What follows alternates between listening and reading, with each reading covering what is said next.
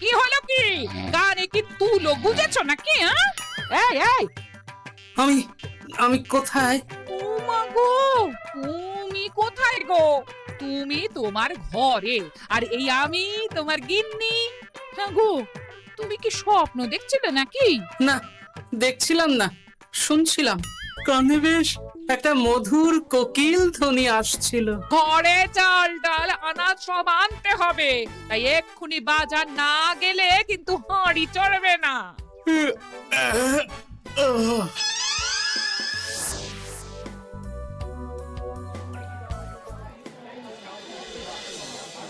এ কি, মুদির দোকানে মড়ক লেগেছে নাকি? এত ভিড় কেন? এই দেখি। এ কি হচ্ছে? আরে আমাকে যেতে দেবে তো নাকি? ওরে বাবা রে বাবা, এ কি কাণ্ড রে! এত বছর ধরে এখানে আছি, মুদির দোকানে তো এত ভিড় দেখেছি বলে মনে পড়ছে না। না, এই ভিড়ের সাথে যুদ্ধ না করে বরং এখন ফিরে যাই। রাজবাড়িতে একটা কোনো উপায় হয় কিনা দেখি। বলি, মুদির দোকানের জিনিস পছন্দ হয়নি বলে তুমি কিচ্ছুটি না কিনে খালি হাতে চলে এলে? পেটে কি কিল মেরে বসে থাকবো নাকি? আহা, তা কেন? এখন যা আছে তাই দিয়ে কিছু একটা করে দাও না গিন্নি। আমি না হয় রাজবাড়ি থেকে কোনো ব্যবস্থা করব, বুঝলে? আমি হলাম গোপাল, মহারাজা কৃষ্ণচন্দ্রের খাস লোক। আমাকে কিনা খারাপ জিনিস গছাতে চায়। আমি নেব কেন? তোমার পোশাকে এমন ধুলো কাদা লাগলো কেমন করে? এটা কিছু নয় গিন্নি, ওই আমি চলে আসছিলাম দেখে হরেন মুদি ছুটে এসে পায়ে ধরেছিল কিনা, তাই একটু ওই ধুলো লেগে গেছে আর কি। বাবা, ধরলো তোমার পায়ে আর ধুলো লাগলো তোমার সারা গায়ে? আমি কিছুই বুঝি না বাপু। আমার তো বুঝে কাজ নেই গিন্নি। ছোট মাথাকে বেশি খাটালে সে আবার গরম হয়ে যাবে। তার চেয়ে আমায় তাড়াতাড়ি পান্তা ভাত দাও দেখি, ওদিকে রাজবাড়িতে যেতে দেরি হয়ে যাবে। দাও দাও দাও।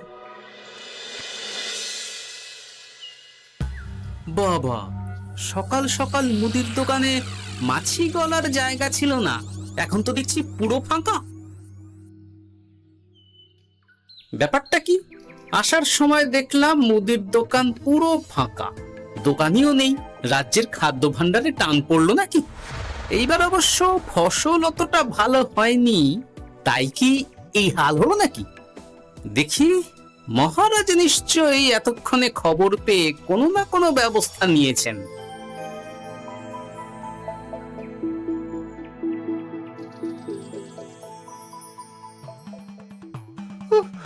আমি যদি উড়ে যাই, দয়া করে ধরে ফেলুন। না হলে আমাকে নিয়ে উড়ে যাবে এই মজার বেলুন। খাসা খাসা, সত্যি বিজ্ঞানী, তোমার এই আবিষ্কার অতি মনোরম, দেখলেই মন ভালো হয়ে যায়। তা যা বলেছেন মহারাজ। এই অদ্ভুত উড়ন্ত বেলুন দিয়ে এখন থেকে বার্তা এ রাজ্য থেকে অন্য রাজ্যে পাঠানো যাবে, দূতের কাজ কমবে। বড় ভালো কথা বলেছো হে মন্ত্রী, এর জন্য বিজ্ঞানীকে আমি পুরস্কৃত করব। কি ভুল করে কোথাও চলে এলাম নাকি? কি রাজসভা নাকি কোনো মেলা? সভাসদেরা এই কি করছেন? গোপাল, এত দেরি করে এলে কেন? এত বড় আমোদ থেকে বঞ্চিত হলে? এইসব কি মহারাজ? বিজ্ঞানী এই নতুন ধরনের বেলুন আবিষ্কার করেছে গো গোপাল। আমার বানানো বেলুন কেমন হয়েছে গোপাল? ভালো, কিন্তু মহারাজ আমি যে একটু গুরুতর সংবাদ নিয়ে এসেছি মহারাজ। তোমার তো কোনো কিছুই ভালো সহ্য হয় না গোপাল। সভায় তোমার অনুপস্থিতিতে এই যে হাসির রোল উঠছে, সবাই আমোদ আহ্লাদ করছে, আর মহারাজও বেশ খুশি আছেন, এতেই তোমার গায়ে জ্বালা হচ্ছে, সেটা বলো না। সূচ যদি চালুনির বিচার করতে যায় তাহলে কি চলে মন্ত্রী মশাই? যাই হোক, সবাই যদি এই ছেলে খেলা বন্ধ করে একটু শান্ত হয়ে বসেন তাহলে আমি কথাটা বলতে পারি। বেশ, তোমরা সবাই বসো, শুনি গোপাল কি বলতে চায়। সেনাপতি, দয়া করে সভাকবিকে বেলুন থেকে নামানোর ব্যবস্থা করো। হ্যাঁ হ্যাঁ, এক্ষুনি নামাচ্ছি। ওই মা! থামো থামো থামো, এবার গোপাল কি বলতে চাইছিলে বলো। মহারাজ, সকালবেলায় আমি বাজারে গিয়ে দেখি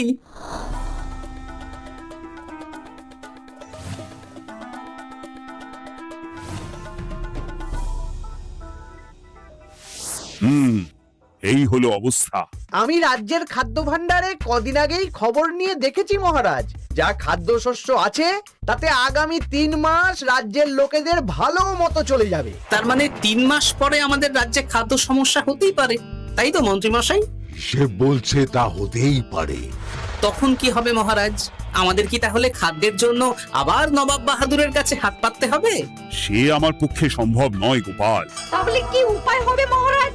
উপায় একটাই আছে মহারাজ, 3 মাসের আগেই আবার জমিতে ফসল ফলাতে হবে, তাহলেই আর খাদ্যের সমস্যা থাকবে না মহারাজ।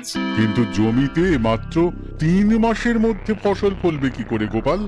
যে একটু আগে তার আবিষ্কারের মাধ্যমে আপনাদের মধ্যে আমোদ আহ্লাদের বাঁধ রেখেছিলেন, আমার বিশ্বাস সেই পারবে তার আবিষ্কারের মধ্যে দিয়ে রাজ্যবাসীর খাদ্য সমস্যার সমাধান করতে। তাই তো বিজ্ঞানী? আমি আমি তো আসলে আরে হ্যাঁ, এটা তুমি বড় ভালো বলেছ। তা বিজ্ঞানী, আর দেরি করার প্রয়োজন নেই। তুমি এক্ষুনি তোমার গবেষণাগারে চলে যাও। গবেষণার জন্য যা যা উপাদান লাগবে তা মন্ত্রীকে বলে দেবে। আচ্ছা মহারাজ। তাছাড়া তোমার কাজে সাহায্য করার জন্য পেয়াদা তোমার সঙ্গেই থাকবে। আমরা সবাই তোমার নতুন আবিষ্কারের অপেক্ষা করব। যদি তুমি এই আবিষ্কার করতে পারো, তাহলে যে পুরস্কার পাবে তা এর আগে এই জগতে কেউ কখনো পায়নি। আর না পারলে মহারাজ, তাহলে কিন্তু শাস্তিটাও হবে সেই রকম কড়া। আমার বিশ্বাস আমি মহারাজের দেওয়া পরীক্ষায় সসম্মানে উতরে যাব।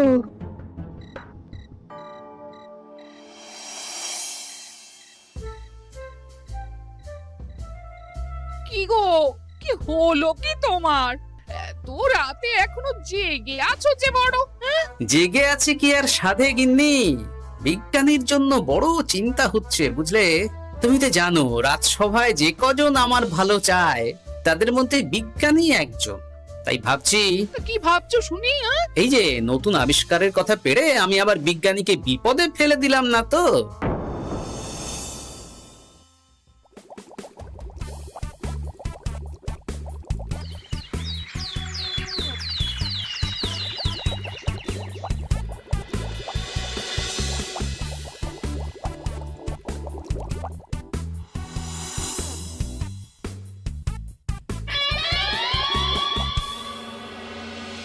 সাত দিন হয়ে গেল বিজ্ঞানী আবিষ্কারের দায়িত্ব পেয়েছে, না সে রাজসভায় এসেছে, না সে গবেষণা কক্ষ থেকে বের হয়েছে।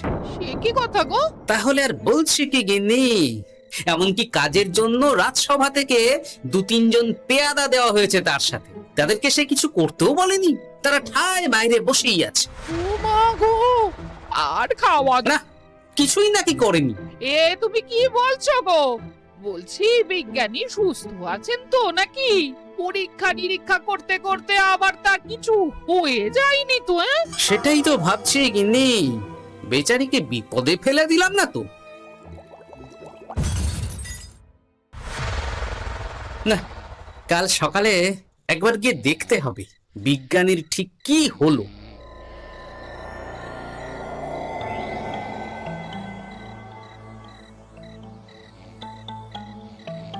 গোপাল, গোপাল, দরজাটা একবার খোলো গোপাল। হ্যাঁ? কে কে কে? দেখো না কে? আচ্ছা বেশ, তুমি আলোটা নিয়ে এসো তো গিন্নি।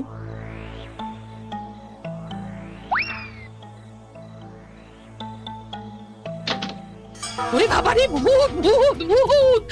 গোপাল,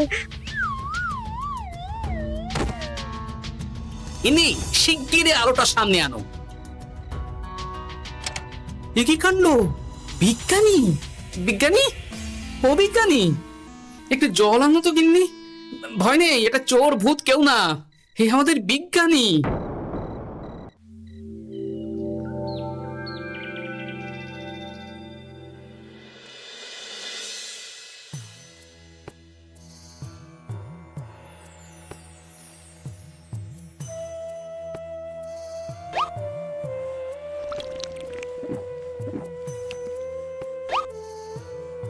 এইবার একটু সুস্থ বোধ করছো তো বিজ্ঞানী?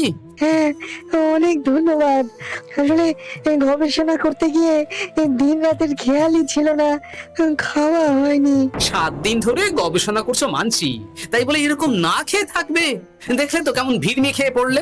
রাতের বেলায় গবেষণা কক্ষে বিস্ফোরণ ঘটে। এই যাত্রায় মনে হয় আমার প্রাণ রক্ষা হলো না, আমার গবেষণা বিফলে গেছে। আহা, এত সহজে হাল ছেড়ে দিলে কি চলে? আমার ঠাকুরদা একটা কথা বলতেন জানো, যদি করো গোড়ায় গলদ, কেঁদে কুল পাবে না বলদ। এর কথার অর্থ কি গোপাল? আমি যে সবটা বুঝি তা নয় বিজ্ঞানী, তবে যেটুকু বুঝি তার মানে হলো গোড়ায় গলদ করলে বলদ অনেক খাটলেও ফল পাবে না, ফলে তাকে কাঁদতে হবে। আমার মনে হচ্ছে তুমি গোড়ায় গলদ করে ফেলেছো। সেটা তো আমারও মনে হচ্ছে গোপাল, কিন্তু এখন তাহলে উপায়? মহারাজ যদি আমার ঘরটা নেন তাহলে? না না, ঘাবড়িও না বিজ্ঞানী, আমি তো আছি। দেখো, আমি তো তোমার মতো শিক্ষিত নই বিজ্ঞানী। রসায়ন, ভৌত বিজ্ঞানে আমি পুরো অজ্ঞান, এমনকি প্রকৃতি বিজ্ঞানও আমার পড়া হয়নি। তবে প্রকৃতির মধ্যে যে বিদ্যা লুকিয়ে আছে তা আমি জেনেছি। আমার মনে হয় তোমারও ওই প্রকৃতির বিজ্ঞানের দিকে এবার নজর দেওয়া উচিত। কিন্তু কিভাবে শুরু করব গোপাল? আচ্ছা বেশ, চলো আমার সঙ্গে।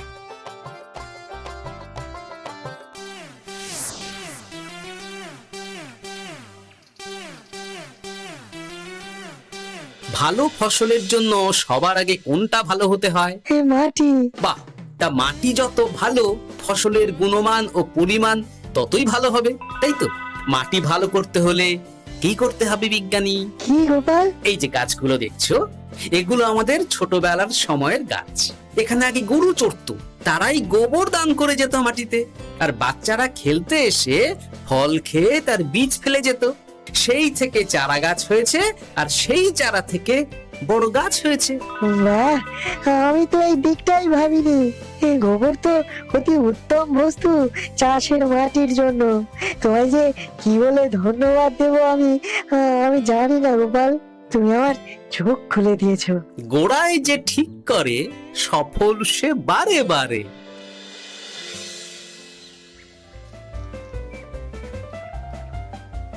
তাহলে বুঝে গেলে তোমাদের কাজ। বেশ, আর বিলম্ব নয়, তোমাদের হাতে কিন্তু একদম সময় নেই।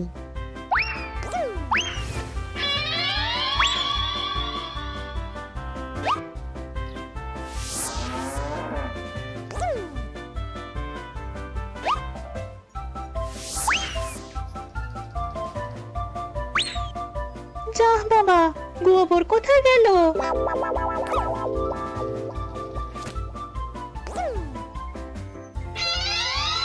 বাহ, এই কাজ ভালোই এগোচ্ছে। তোমার জুড়ি মেলা ভার গোপাল, তুমি যা বুদ্ধি দিলে।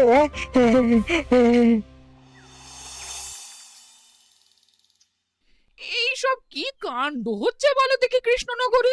চারদিকে এত কিছু জিনিস থাকতে কিনা গোবর চুরি হচ্ছে।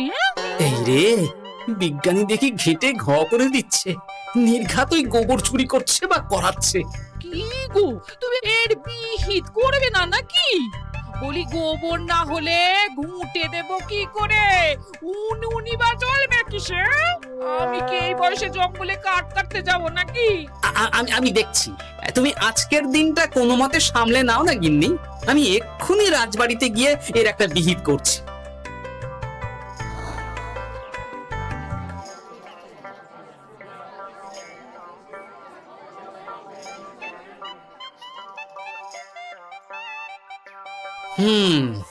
গোবর চুরির ব্যাপারটা বড় গুরুতর আকার নিয়েছে দেখছি। দ্রুত এর বিহিত না করলে জল না, মানে গোবর মাথা ছাড়িয়ে যাবে। গোবর চুরি হচ্ছে, এর একটা বিচার চাই। রাত দুপুরে গোবর চুরি? হ্যাঁ, ইয়ার কি হচ্ছে? এই অন্যায় মেনে নিতে পারছি না। পারবো না। শুধু মাথাই ছাড়াইনি মহারাজ, বিজ্ঞানী রাজ্যের সব গোবর চুরি করে এমন বড় একটা স্তূপ বানিয়েছে, চাইলে সেই স্তূপ মনে হয় সেই মুর্শিদাবাদের নবাব বাহাদুরও দেখে ফেলবেন। সে কি কাণ্ড! শুধু কাণ্ড নয়, এ যে প্রকাণ্ড। বিজ্ঞানী করেছে রাজ্যকে একেবারে লন্ডভন্ড। বাহ, বেশ অনেক গোবর জমেছে। এইবার আমার পরীক্ষার কাজ শুরু করতে হবে। আর এইভাবে সারা রাজ্যের কোনো লোক গোবর পাচ্ছে না মহারাজ, ফলে কেউ ঘুঁটে দিতে পারছে না। জ্বালানির অভাবে রাজ্যের ঘরে ঘরে অরন্ধন শুরু হয়েছে মহারাজ। প্রজারা রাজসভার সামনে বসে বিক্ষোভ দেখাচ্ছে। এ তো সত্যি বিশৃঙ্খল অবস্থা মহারাজ। খাদ্যাভাব মেটাতে গিয়ে বিজ্ঞানী তো দেখছি সেই খাদ্যের সংকটের সামনেই ফেলে দিয়েছেন রাজ্যবাসীকে। এক্ষুনি ডাকো বিজ্ঞানীকে, আজই আমি ওর গর্দান নেব। এত বড় সাহস! মার্জনা করবেন মহারাজ। এত দ্রুত কোনো সিদ্ধান্তে উপনীত না হলেই ভালো। হ্যাঁ, সে তো তুমি বলবেই। তোমার বড় প্রিয় মানুষ তো ওই বিজ্ঞানী, তুমি তো তার দিকে ঝোল টেনে কথা বলবেই। না মন্ত্রী মশাই, মহারাজের আশীর্বাদে আমার ঘরে দুমুঠো ভাত ডাল আর একটু মাছের ঝোলের অভাব নেই, তাই আমার কারো পাত থেকে ঝোল টেনে খেতে হয় না। এ কি গন্ডগোল? কে জানে কে টানলো কোন দিকে ঝোল? আমি বলি কি মহারাজ, যে কোনো পরীক্ষাতেই শুরুতে ভুল হয়েই থাকে। ভুল থেকেই তো মানুষ শেখে মহারাজ। বিজ্ঞানী হয়তো একটা ভালো করতে গিয়ে অন্য অসুবিধার কথা বুঝতে পারেননি। আমি যাচ্ছি মহারাজ, আমি গিয়ে এক্ষুনি এই সমস্যার সমাধান করে আসছি। কিন্তু মনে রেখো গোপাল, বিজ্ঞানীর হাতে কিন্তু সময় অতি কম। হ্যাঁ, সময় যত যাচ্ছে বিজ্ঞানীর গর্দানের দিকে মহারাজের হাত তত এগোচ্ছে। আমার তো মনে হচ্ছে মহারাজ বিজ্ঞানীকে এই দুর্বুদ্ধি ওই গোপালই দিয়েছে। আর এই আবিষ্কারের পুরস্কার নিয়েও গোপাল বিজ্ঞানীর সাথে কোনো রফা করে চলেছে।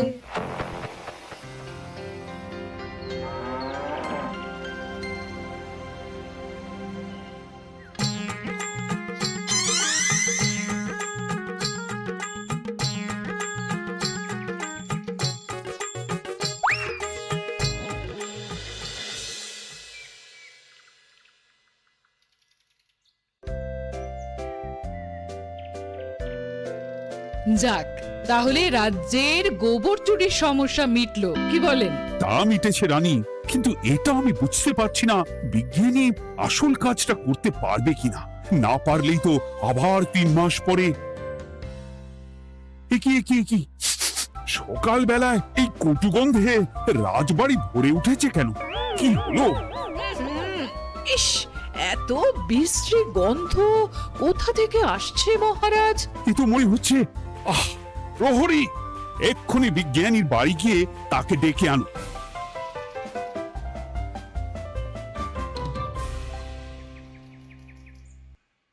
এই রে, বিজ্ঞানী তো দেখছি আরো বড় সর্বনাশ করে ফেলেছে।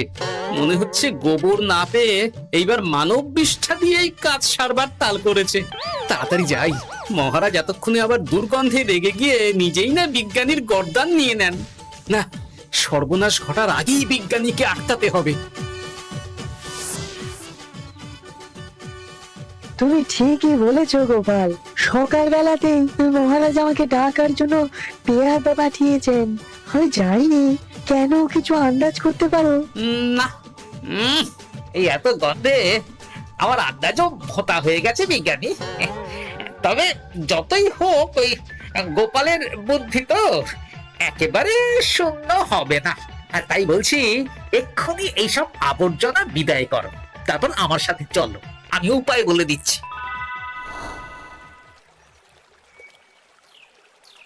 একটা কথা ভাবছিলাম বিজ্ঞানী, আমাদের বাড়ির পিছন দিকে কয়েক মাস ধরেই আমার গিন্নি ওই ফলের খোসা, তরকারির খোসা, ফলের বীজ ফেলে। ওদিকটা অনেকদিন যাই না, বুঝলে। গতকাল একটা কাজে সেখানে গিয়ে দেখলাম যে দিব্যি বেশ খাসা দেখতে 2-4টে বেগুন আর লঙ্কার গাছ হয়েছে। মানে ওই তরকারির খোসাই জমিকে সার দান করেছে। গোপাল, বাহ, তুমি সত্যিই আমার সুজন, আমার বন্ধু। আমি এতদিনে বুঝতে পেরেছি আমার ঠিক কোথায় গলদ হচ্ছিল। আমি পেয়ে গেছি আমার নতুন আবিষ্কারের সঠিক রাস্তা। আমি পেয়ে গেছি গোপাল।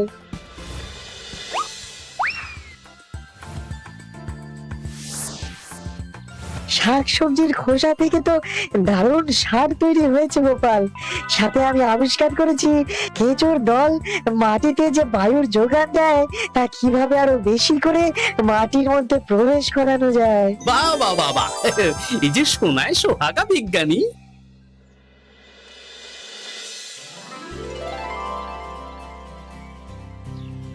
বাহ বাহ বাহ বাহ বিজ্ঞানী, তোমার তো জুড়ি মেলা ভার। মাত্র 1 মাসেই এত ফসল ফলেছে।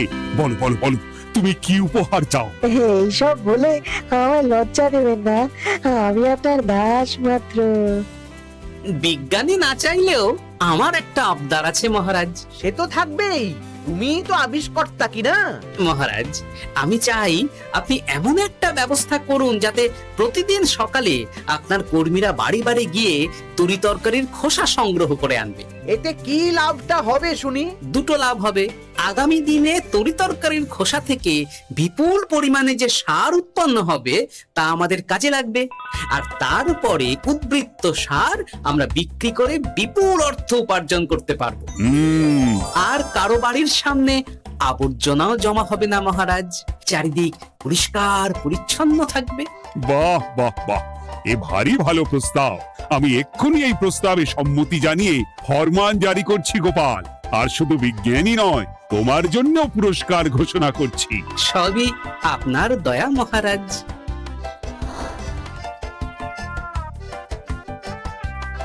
বুদ্ধি থাকলে উপায় হয়, হবেই হবে তোমার জয়।